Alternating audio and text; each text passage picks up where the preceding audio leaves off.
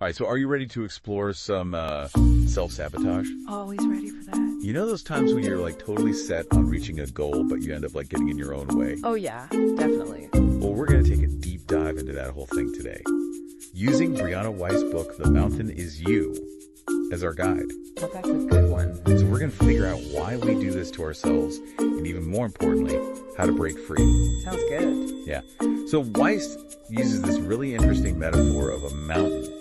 Mm-hmm. But it's not just about, those external problems we all face. It's about the mountains that we create within ourselves. Exactly. Yeah. It's like that inner critic, always there with those pesky limiting beliefs and the fear that just whispers like, Yeah. That's the mountain that Wiest is talking about. And the interesting thing is it's not actually about self-hatred. It's more like a misguided attempt at self-protection. So it's like we're trying to protect ourselves from like potential pain or disappointment by just staying stuck. Yeah. Even if it means, giving up on our dreams. Yeah. Oh, that makes sense, but it's also like super frustrating. Oh, it is for sure. That's Yeah. why it's so important to understand like the root causes of this whole self-sabotage thing. All right, so how do we like unmask this saboteur? What are some of those hidden motives going on beneath the surface? Well, one of the big things that Wiest talks about are these things called unconscious needs. It's like your subconscious is kind of like a demanding toddler. Oh my gosh, yes. Wants what it wants, and if you ignore it, it'll throw a tantrum. Even if it means totally messing things up for you. Oh, I know exactly what you mean. I remember when I was trying to start my own business, and like every time I made some progress, I'd somehow find a way to undermine myself. Oh, yeah. Looking back, I can see I was terrified of success because I didn't really think I deserved it. That's a perfect example of how like those unconscious needs can drive self-sabotage. You were trying to protect yourself from the perceived threat of success, even though you weren't even fully aware of it. Right. Wiest also talks about negative associations from our past. Mm-hmm. It's like our experiences create these mental links between success and something negative. Almost like a conditioned reflex. I've experienced that too. Growing up, I saw a lot of financial instability around me. So I started to subconsciously associate money with stress and worry. It took a lot of work to rewire those thought patterns. Yeah, it does. And it's so important to recognize those patterns because they can be incredibly powerful in shaping our behavior. Another big one is the fear of the unknown. It's totally natural to feel anxious when we're stepping outside our comfort zone. Right. But that anxiety can quickly spiral into self-sabotage if we're not careful. So we'd rather stick with the devil we know, even if it's causing us pain, than risk the uncertainty of something new. It's comfortable. Yeah, but doesn't that tie into the upper limit problem that Gay Hendricks talks about? Oh, yeah. That subconscious limit we have for how much happiness or success we allow ourselves to experience? You're exactly right. As we get closer to that upper limit, our subconscious starts throwing up these roadblocks to keep us in familiar territory, even if that territory isn't good for us. So how do we know when we're hitting that upper limit? What are some signs that we might be self-sabotaging? Because we're afraid of exceeding our comfort zone. That's a great question. And it's something that we'll explore more in the next part of our deep dive. Ooh, cliffhanger. But I'll give you a sneak peek. Pay attention to those times when you're on a roll. Everything's going great, and then suddenly you hit a wall. Okay. That wall could actually be your upper limit. That subconscious ceiling you've created for yourself. And the good news is that we can break through it. Oh, absolutely. Wiest gives us a ton of practical tools to do just that. I can't wait to hear about it. Let's get into it. Okay, so we're back and we've uncovered some of those, sneaky reasons why we self-sabotage. Mm-hmm. It's like shining a light on those like subconscious gremlins that love to mess with our plans. They really do. But how do we actually start conquering this, this mountain within? Well, one of the most powerful tools that Wiest gives us is emotional intelligence. Okay. And it's not about becoming some emotionless robot. Right. It's more about understanding and managing your emotions so they don't end up, running the show. Okay, I get that emotional intelligence is important, Yeah. but how does it actually help us, when we're battling self-sabotage? Well, it starts with recognizing and validating your needs. Okay. Now, you might be thinking, wait a minute, my needs are the problem. I need to be less needy, less sensitive, whatever it is you tell yourself. Yeah. But here's the thing. Your needs are valid. I love that. It's like giving ourselves permission to have needs without judgment. Exactly. Exactly. And once you acknowledge those needs, you can start finding healthy ways to meet them. So instead of, subconsciously sabotaging a project because you're craving validation, you can just directly ask for feedback or support. So it's about becoming aware of those underlying needs that are driving our behavior. Yeah. And then finding more constructive ways to address them. Exactly. Now here's another game changer. Go ahead. Disconnecting action from feeling. Think about those times when you're feeling unmotivated, anxious, or just blah. Oh, yeah. Wiest says we don't have to wait for that perfect feeling to take action. We can choose to act even when we don't feel like it. Okay, but what if I'm genuinely exhausted or burnt out? Should I just push through even then? Well, that's where listening to your body and recognizing your limits is really important. It's not about blindly pushing yourself to the point of exhaustion, but it's about recognizing that action can often create motivation. Even small steps forward can shift your energy and build momentum. It's like that saying, motion creates emotion. Yeah. Sometimes just getting started is the hardest part, and then the motivation follows. Precisely.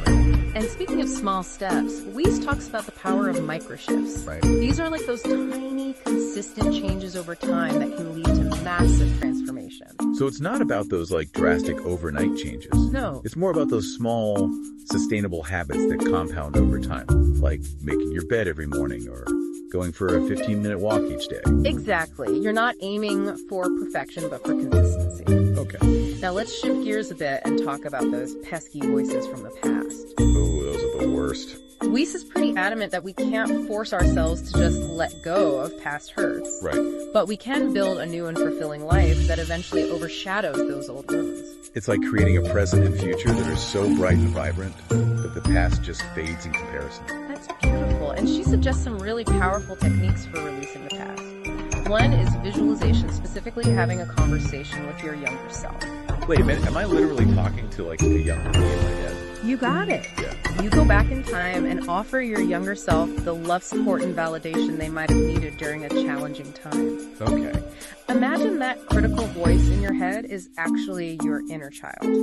Reparenting is about responding to that voice with the compassion and understanding that you wish you'd received back then. Wow, that's powerful. It's like giving our past selves the comfort and reassurance we might not have received at the time. Exactly. Now, Wiest also talks about journaling as a tool for releasing the past. Journaling can be amazing because it helps you externalize those thoughts and feelings that are swirling around in your head. It's like having a heart-to-heart with yourself, but on paper.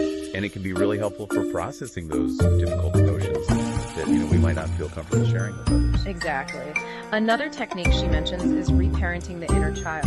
It's about recognizing that we all have that vulnerable, often neglected part of ourselves that needs our love and attention. So it's like we become the loving, supportive parent to ourselves that we might not have had growing up. You got it. By nurturing that inner child, we can start to heal those old wounds and create a more secure and loving relationship with ourselves. So it's like using our imaginations to create these new emotional experiences that help us release the past and step into a more empowered present. Yeah. But what about the future? How do we start building that brighter future we were talking about? Well, this is where Wiest's concept of visualizing our highest potential future selves comes in. Picture yourself 5, 10, even 20 years from now. You're living your most fulfilling life. Okay. I'm seeing myself running a successful business, traveling the world, and surrounded by incredible people. Yeah. I can feel the energy and excitement bubbling up just thinking about it. That's the key. Make it vivid. What are you wearing? Where are you living? What kind of work are you doing? And most importantly, how do you feel? I feel confident, joyful, and deeply connected to my purpose. That's the energy you want to tap into. And Wiest suggests imagining this future version of yourself handing you the keys to this amazing life. Ooh, I like that. The keys to my dream home. The keys to financial freedom. The keys to a fulfilling career. The keys to loving relationships. It's about receiving guidance and encouragement from the wisest, most empowered version of yourself. This is making me realize that the mountain we're facing might actually be a stepping stone to that incredible future self. Like the challenges we're going through are actually preparing us for something even greater. You're getting it. The mountain isn't the enemy, it's the training ground for our personal evolution. So instead of resisting the challenges, we can learn to embrace them as opportunities for growth and transformation. Exactly. And in the final part of our deep dive, we'll explore some practical tools and strategies for actually navigating those challenges and creating the life we truly desire. what's really hit me about Wiest's approach to self-sabotage? What's that? It's not about, becoming this perfect person, like completely unflappable. Yeah. It's more about like taking control and creating the life we want, even if we're, a little messy. Absolutely. One of the core principles that Wiest emphasizes is personal responsibility. Okay. It's not about blaming everything else, but realizing that you have the power to choose how you respond to things. Yeah. That's where true self-mastery comes in. Okay, that sounds great. Yeah. But how do we actually cultivate that self-mastery? Yeah. I mean, I've definitely had times where I just felt totally helpless. Yeah, I get it. Wiest points out that mentally strong people, they're planners. They don't just, wish for things to get better. Right. They create a plan and take action. So like if you're struggling with debt, Yeah. you don't just stress about it. You create a budget, track your spending, and make a plan to pay it off. Exactly. And if you're feeling lonely, don't just sit around hoping someone will reach out. Right. Be proactive. Join a group, reconnect with old friends, put yourself out there. So it's about taking those concrete steps to make the changes we want. No more waiting for the perfect moment or the perfect feeling. Just take action. Okay, so all this self-mastery stuff. Yeah. Doesn't it sound a little, egotistical? That's a great question. Actually, Wiest emphasizes humility as a key part of this whole journey. Self-mastery isn't about being perfect.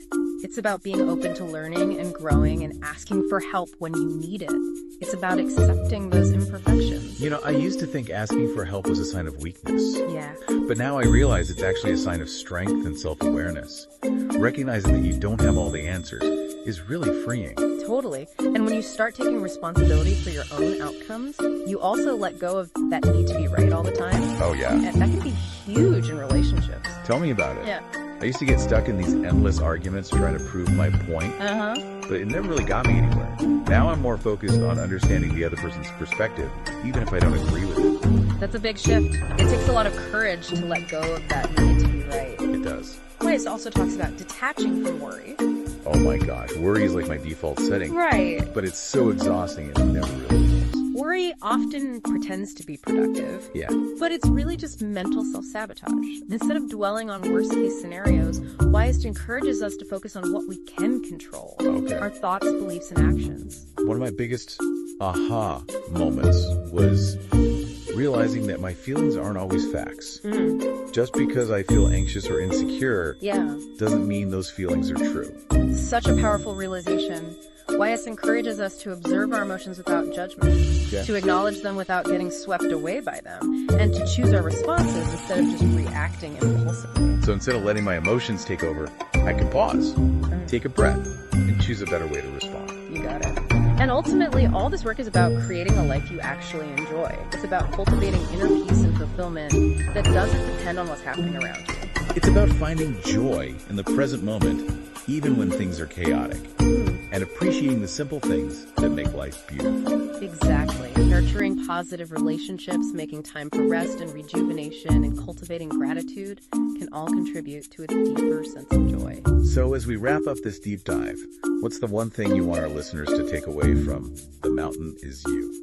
I want them to remember that the mountain they're facing could actually be a stepping stone to becoming the most incredible version of themselves. It's the training ground for their own personal evolution. Embrace the challenges, own your power, and keep climbing. What would that most powerful version of you do differently today? Start there and see where it leads. Thanks for joining us on this deep dive. Until next time, keep exploring, keep growing, and keep climbing your own mountains.